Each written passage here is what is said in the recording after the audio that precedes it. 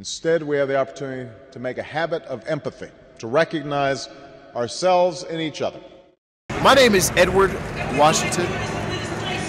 I'm 21 years old, very handsome young man, and for me what empathy means, like for these three brothers right here, if you get these three officers right here, Williams and Ward. Wright, Williams, Ward, they don't want to be here. They got the blackest names out there. They don't want to be here, but they're just here because of the job, and they're paying them extra. And I understand. You know what I'm saying? I understand where they come from. The money that we don't have now for financial aid, I'm trying to put myself through school, and because of the legislative dumbass Schwarzenegger, they don't understand all this is stemming back to us. How can you better yourself if there's nothing here for us to better ourselves?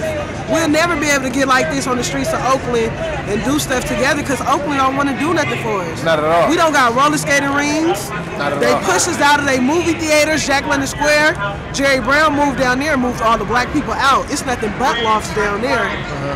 They make sure they keep us segregated in the west side of Oakland.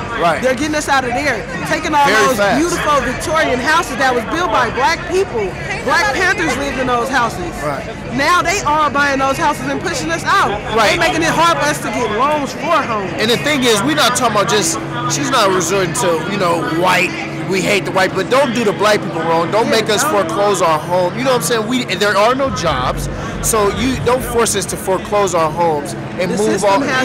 So people aren't empathizing with you, do you feel? I don't feel like they empathize with us at all. Because if you realize and recognize everything that's going on, from unemployment to trying to go to school and better yourself, it's no money nowhere for none of that. People say you can write grants. It's 10,000 other people writing papers for grants. How can you better yourself if there's no chance to better yourself? Well, what can we do then to build a culture of empathy? Obama says there's an empathy deficit. So you're kind of saying that there's an empathy deficit too. And how can we fill that empathy deficit? That's the question. I think it's first of all, come down here. And not on these kind of days, come down here on a regular day. Correct. See what people got to go through. See what people, you know, their everyday life consists of. It ain't all games out here. It's not all fun and games. People watch all these videos and see about all these killings, but they don't know what it's like. After somebody is dead and gone, their family is still suffering. The police are out here still doing nothing. The homicide detectives side, I think about 30% of the homicides get basically solved, 30% in Oakland. Out of 120 black men and children being killed, only 30% of those people who did the killing are caught. It don't make no sense. We need to listen, and people need to come down here and listen to everybody. We need to find a way of listening to each other. I think it starts more outreach with the youth. In the inner cities. Oakland too into putting money into only certain programs. They need to see what these kids want. It's not about just offering us whatever y'all have to take, and then we just need to, you need to go ask, you need to go down here. You don't need to set up a meeting, just come down here and talk to us.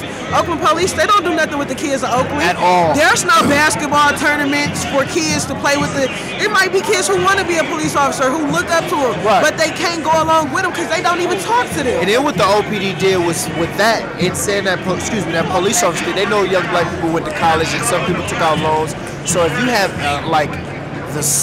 a small margin of error in your credit report, that can hinder you from being a police officer, and that's not right. Because I know a few people that wants to be an officer. You know what I'm saying? It's nothing wrong with coming back and policing your own community. You gotta think about the everyday stresses that people where we come from live. We live in houses where our mom room is next to our room. Not saying it like that, but white people live in huge houses to where if they wanted to escape from everything down here, they have that choice. We have to go right back where this is all happening at. My brother was killed on August 4th, 2000. Never know who kills him, no nothing. These officers can come out here for something like this to get paid overtime, but they can't work overtime to solve a homicide case. Not at all, from 10 years ago. On a street that a lot of people drive down. So you would like people to come down and listen to you. You would like the police to actually come and listen to kind of what you have to say and kind of be heard. Everybody doesn't have to say anything. Everybody doesn't want to come down on them and talk ignorantly to them. It's a lot of concerns and stuff that we would like to get out to them, but we want respect back. When you come in with an attitude as if, you know, you're so much superior than us, of course nobody wants to respect you. You're a human being just like us. Your job is no more important than ours.